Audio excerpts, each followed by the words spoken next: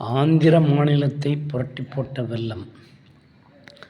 பாதிக்கப்பட்டவர்களுக்கு ஹெலிகாப்டர் மூலம் உணவு, குடிநீர் விநியோகம்.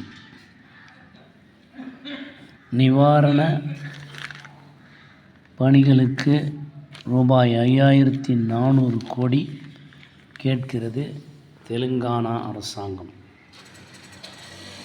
எப்பவுமே வெள்ளம் வரும்போது நிறைய ஸ்டேட் பாதிக்கப்படுறது சகஜம்.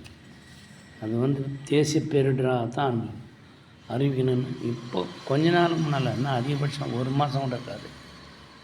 கேரளாவில் வயநாடு, குறிப்பாக பூஞ்சேரி மட்டம் மற்ற கிராமங்கள்லாம் 3 கிராமம் காணாதே போயிடுச்சு. தேசிய பேரிடராக அறிவிக்கணும்னு சொல்லியிருந்தாங்க. அதே போல் தான் இப்போ ஆந்திராவுக்கு வந்துக்குது. ஆந்திரா, தெலுங்கானாவுக்கு ஒவ்வொரு பகுதிக்கும் தமிழ்நாட்டிலையும் அதே போல் தான் எல்லாத்துக்கும் வரும்போதும் மத்திய அரசாங்கத்தினுடைய